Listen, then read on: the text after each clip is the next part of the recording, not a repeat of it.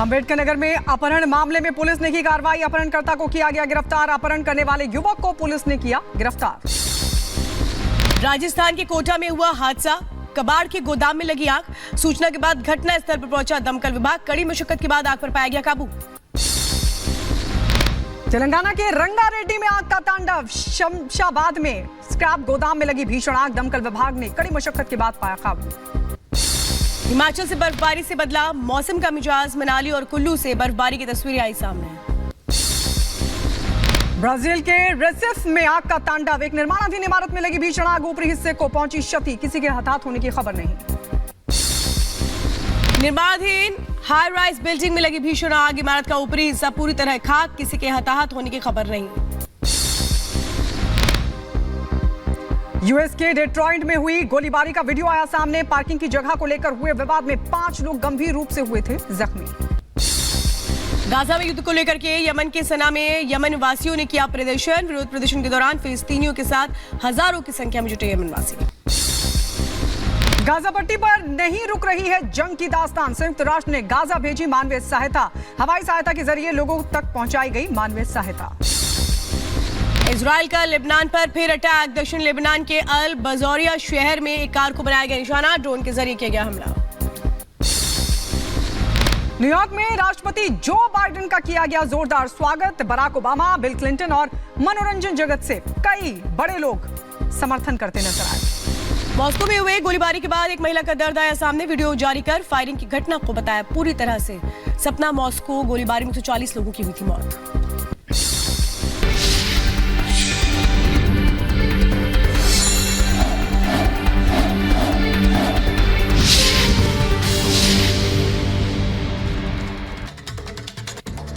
और चलिए अब अगली बड़ी खबर आपको बताएंगे। महागठबंधन में खेला बाकी है, ऐसा हम क्यों कह रहे हैं? क्योंकि एक खबर बिहार के पूर्णिया सीट से है, जहां पर आपको बता दें कांग्रेस और आरजेडी में लगातार घमासान की तस्वीर देखने को मिल रही है।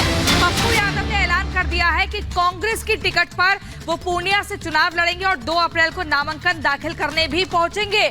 आपको बता दें लगातार ये तकरार बढ़ती जा रही है। हाल ही में पप्पू यादव ने कहा था पूर्णिया से ही चुनाव लड़ेंगे, नहीं तो वो कहीं और से चुनाव नहीं लड़ेंगे। पूर्णिया में ही उनकी असली ताकत है, एक लगाव है और यहीं से वो लगातार चुनाव लड़ते और जीतते भी आ रहे हैं। लेकिन आरजेडी की तरफ से कुछ और ही बयान दिए जा रहे हैं। क्या कुछ कहा पप्पू यादव ने, आपको सुनवाते हैं। 4 तारीख को आप पूर्णिया की जनता की भावनाओं के अनुकूल कांग्रेस की झंडा पूर्णिया की धरती पर फहराए जाएंगे। कांग्रेस की झंडा ही पूर्णिया में रहेगी। तो देखिए आप पप्पू यादव से किस तरह से कांग्रेस और आरजेडी किनारा करते हुए नजर आ रहे हैं, क्योंकि कांग्रेस और आरजेडी चुनाव मिलकर के लड़ रहे हैं। कांग्रेस को ये सीट नहीं मिली थी, आरजेडी ने अपने खाते में सीट रखी थी, लेकिन पप्पू यादव ये कह रहे थे कि कैसे मैं अपने अंतिम वक्त तक पूर्णिया के लिए खड़ा रहूंगा, वहीं से चुनाव लड़ूंगा। लेकिन अब कैसे पल्ला झाड़ लिया गया, व्यक्तिगत फैसला बताया जा रहा है, कांग्रेस का अंदरूनी मामला ये कहा जा रहा है। अब क्या प्रतिक्रिया आ रही है सामने, सुनिए जरा।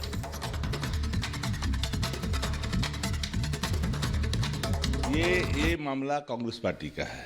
जहां वो हैं वो निर्णय उनको लेना है, वो सवाल उनसे हो सकता है। राष्ट्रीय जनता दल का कोई मतलब नहीं है। लेकिन आप गठबंधन का हिस्सा और उन्होंने कह दिया है कि मैंने एक लाइन में कहा ना, वो कांग्रेस पार्टी का मामला है, कांग्रेस पार्टी स्वयं निर्णय लेगी। देखिए तो उनका अपना व्यक्तिगत फैसला है। जहाँ तक मैं समझता हूँ कि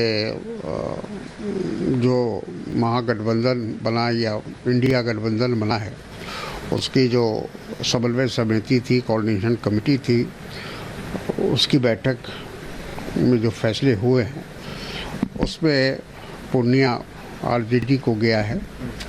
तो मेरी जानकारी में तो ऐसा कुछ नहीं है कि वो नॉमिनेशन करने जा रहे हैं। और इस वक्त हमारे साथ हमारे वरिष्ठ सहयोगी प्रकाश जी हमारे साथ जुड़ चुके हैं। प्रकाश जी, ये पूर्णिया का मसला तो ऐसा लग रहा है बहुत गंभीर होता जा रहा है। कांग्रेस आरजेडी तो पल्ला झाड़े, लेकिन पप्पू यादव कह रहे हैं मैं तो कांग्रेस से ही लड़ूंगा चुनाव। पप्पू यादव ने तो मन बना लिया है चुनाव लड़ने का। वो कांग्रेस पार्टी उन्हें सिंबल देती है या नहीं देती है, यह कांग्रेस आला कमान पर निर्भर करता है। लेकिन जो मौजूदा हालात है उसके तहत मुझे नहीं लगता कि कांग्रेस पार्टी सिंबल देने जा रही है उन्हें। और क्योंकि दोस्ताना फाइट कुछ होता नहीं है। कांग्रेस को सीट शेयरिंग के तहत पिछले दफा जो 9 सीटें मिली थी उसी के तहत 9 सीटें मिल गई हैं। तो अगर फ्रेंडली फाइट होगी तो पप्पू यादव आरजेडी के वोट बैंक यानी कि यादवों के कुछ वोट बैंक को डैमेज कर सकते हैं, जिसका नुकसान आरजेडी के कैंडिडेट को ही होगा। तो इसके तहत वो गठबंधन में विरोधाभास आएगा। तो वो दोस्ताना संघर्ष के लिए क्या कांग्रेस तैयार है? पप्पू यादव के लिए क्या कांग्रेस तिलांजलि देने के लिए तैयार है इस गठबंधन को? मुझे लगता नहीं है कि ऐसा होगा। जबकि पप्पू यादव की पत्नी जो है रंजीत रंजन, वो कांग्रेस पार्टी से राज्यसभा सांसद हैं और उसके बाद पप्पू यादव ने अपनी पार्टी को मर्ज किया। लेकिन संभवतः मुझे ऐसा लगता है कि पप्पू यादव जन अधिकार पार्टी के सिंबल या निर्दलीय चुनाव मैदान में उतरेंगे। निर्दलीय पहले भी चुनाव जीत चुके हैं, लेकिन 1991 की बात है, आज से 33 साल पहले। और 33 साल पहले वाले पप्पू यादव और अब के पप्पू यादव के जनाधार में काफ़ी अंतर है। पहले उनके बाहुबली की एक छवि थी और जो बिहार में बोलबाला था बाहुबलियों का, और बाहुबलियों के डर से लोग वोट दे देते थे। अब वो दौर रहा नहीं कि बाहुबल के डर पर लोग वोट करें। मतदाता काफ़ी जागरूक हो चुके हैं और सब पार्टियों का अपना अपना आधार वोट बैंक है। जैसे यादव जाति, जिस जाति से पप्पू यादव आते हैं, उनका ज़्यादा जनाधार जो है लालू यादव के पास है। अब देखना है कि क्या पप्पू यादव की लोकप्रियता इतनी है कि आरजेडी के वोट बैंक में सेंधमारी कर पाएंगे अपनी लोकप्रियता के कारण। ये आने वाला वक्त ही बताएगा। बिल्कुल प्रकाश जी, और इंतजार सभी को है। 2 अप्रैल का भी वो जिक्र कर रहे हैं, लेकिन किस आधार पर ये पता नहीं। लेकिन इसी बीच एक बड़ी खबर अपने दर्शकों को बता दे। पप्पू यादव पर बीजेपी की तरफ से गया और आलोक की तरफ से ये तंज कसा गया है। बड़ी खबर आपको बता रहे हैं। पप्पू पर बीजेपी के अजय आलोक कहते हैं कि असफल डॉक्टर की तरह हो चुके हैं पप्पू यादव। वो कांग्रेस को ठीक करना चाहते हैं, लेकिन कांग्रेस ठीक होने के लिए तैयार नहीं है। यहाँ पर ये बात कही जा रही है क्योंकि पप्पू यादव बार बार कह रहे हैं कि वो कांग्रेस की टिकट पर चुनाव लड़ेंगे। आरजेडी कुछ और तर्क दे रही है। दोनों ही कांग्रेस आरजेडी इंडी गठबंधन में एक घमासान की तस्वीर भी देखने को मिल रही है। लेकिन आलोक राय ने क्या कुछ कहा वो आपको सुनवाते हैं। मैं किस पे तरस खाऊं? किस पे तरस खाएं? भारतीय जनता पार्टी किस पे तरस खाए? पप्पू यादव पे तरस खाए कि कांग्रेस पे तरस खाए? पप्पू यादव उस असफल डॉक्टर की तरह हो गए हैं जो एक लकवाग्रस्त आदमी को ठीक करने में पूरा जोर जान लगाए हुए हैं, और लकवाग्रस्त आदमी ठीक होना नहीं चाहता है। कांग्रेस ठीक होना नहीं चाहती है, पप्पू यादव ठीक करने के लिए पागल हुए जा रहे हैं। तो बिहार में जो इंडी गठबंधन है उसने सीट शेयरिंग का फॉर्मूला तो बना लिया, लेकिन ये कहे कि नाराजगी भी मोल ले ली है।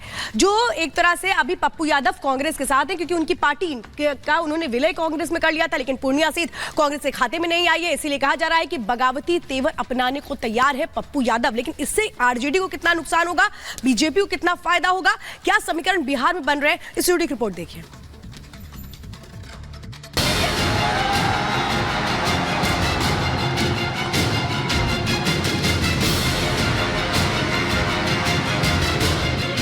कांग्रेस और आरजेडी में चल रही खींचतान थम चुकी है।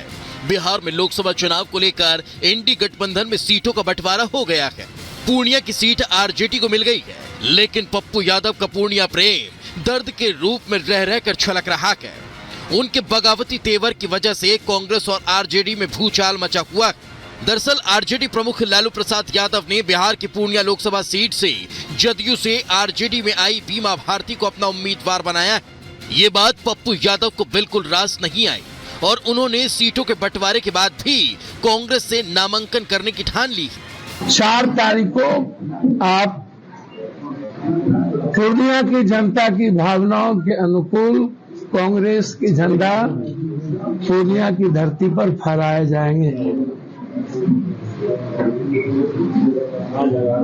कांग्रेस की झंडा ही पूर्णिया में रहेगी।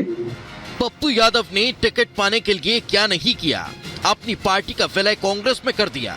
टिकट पर दावा ठोकने के लिए विशाल जनसभा कर अपने शक्ति प्रदर्शन किया, लेकिन पप्पू यादव को बदले में भी धोखा मिला, जिसने उनके दिल को झकझोर कर रख दिया। ऐसा इसलिए क्योंकि वो कई बार कह चुके हैं कि चुनाव लड़ेंगे तो पूर्णिया से ही लड़ेंगे। मैं पूर्णिया मर जाऊंगा, आत्महत्या होगी मेरे लिए। कांग्रेस लड़ाएगा तो पूर्णिया ही हम लड़ेंगे।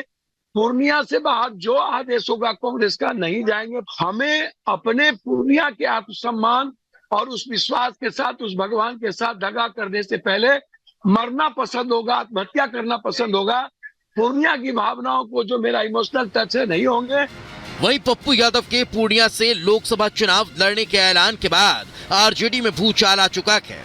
हालांकि बीमा भारती ने पप्पू यादव को अभिभावक बताया था, यकीन नहीं उन्होंने दावा किया था कि पप्पू यादव पूर्णिया में उनका समर्थन करेंगे। वो हमारे सम्मानित है, हमारे गार्जियन है, अभिभावक है, उनसे भी मैं आग्रह करना चाहती हूँ वह भी हमारे साथ दे करके और जो है कि चुनाव जिताने का काम करें। बिहार में महागठबंधन की सीटों का बंटवारा हो चुका है। आरजेडी 26 सीटों पर चुनाव लड़ेगी, जबकि कांग्रेस को 9 और लेफ्ट को 5 सीटें मिली है। लेफ्ट की 5 सीटों में से माले 3 सीपीआई बेगूसराय और सीपीएम खगड़िया से चुनाव लड़ेगी। लेकिन पप्पू यादव के बगावती तेवरों ने बिहार में इंडी गठबंधन के सारे समीकरण बिगाड़ कर रख दिए। Bureau report, Republic Bharat. और इस बीच एक बड़ी खबर आपको बता दें, दिल्ली सरकार में मंत्री कैलाश गहलोत ईडी दफ्तर पहुंच गए हैं। आज उन्हें पूछताछ के लिए बुलाया गया था, ईडी ने सम्मन किया था, वो पहुंच गए ईडी दफ्तर। ये बड़ी जानकारी आपको दे दें, शराब घोटाला मामले में ईडी ने सम्मन भेजा था। कैलाश गहलोत दिल्ली सरकार में मंत्री हैं। दिल्ली शराब घोटाले को लेकर उनसे अब सवाल जवाब होंगे। केजरीवाल के एक और मंत्री को ईडी का सम्मन। दिल्ली सरकार का एक और मंत्री अब शराब घोटाले की चपेट में। दरअसल ईडी की तरफ से एक सम्मन भेजा गया था और बताया जा रहा है कि शराब घोटाला मामले में ही यह सम्मन कैलाश गहलोत को भेजा गया है, जिसके चलते वो ईडी दफ्तर पहुंचे कैलाश गहलोत। अब उनसे होंगे सवाल जवाब। और इसी खबर पर हमारे संवाददाता साहिल हमारे साथ जुड़ गए हैं। साहिल, खबर तो मिल चुकी है कि अब कैलाश गहलोत ईडी दफ्तर पहुंच चुके हैं। लंबी पूछताछ हो सकती है, इस तरह के कयास भी लगाए जा रहे हैं। बिल्कुल, लगभग थोड़ी देर पहले 11:34 पे कैलाश गहलोत जो है ईडी दफ्तर पहुंचे थे और ये बताया जा रहा है कि कुछ ही देर में उनसे जो सवालों की जो लिस्ट तैयार की गई है ईडी अधिकारियों द्वारा, वो क्वेश्चनिंग जो है कैलाश गहलोत से शुरू की जाएगी। क्योंकि ये माना जा रहा है कि जो मिनिस्टर ग्रुप बनाया गया था उसमें कैलाश गहलोत का भी नाम था, जो ड्राफ्ट तैयार किया गया था उसमें कैलाश गहलोत की इन्वॉल्वमेंट थी। और साथ ही साथ इसके अलावा ये बताया जा रहा है जो विजय नायर था शराब कारोबारी, वो इनके सरकारी आवास पर रुकता था, ऐसे सूत्रों के हवाले से खबर आ रही, जिसके आधार आज ईडी ने इनको समन किया था। और अब आम आदमी पार्टी के ट्रांसपोर्ट मिनिस्टर जो है कैलाश गहलोत, वो इस समय ईडी दफ्तर के अंदर मौजूद है। कुछ ही देर में जो क्वेश्चनिंग का सिलसिला है वो ईडी अधिकारियों द्वारा शुरू किया जाएगा। जी बिल्कुल। और साहिल, जैसा आप बता रहे हैं, चूंकि ड्राफ्ट जो है वो तैयार किया गया था कैलाश गहलोत की ओर से, चूंकि इंटरोगेशन अरविंद केजरीवाल से भी चल रही है। ये कहें कि बहुत सारी चीजें हैं ईडी के पास और कैलाश गहलोत भी अब मुश्किलों में आ सकते हैं, क्योंकि उनके जो मुखिया है वो तो है ही अंदर।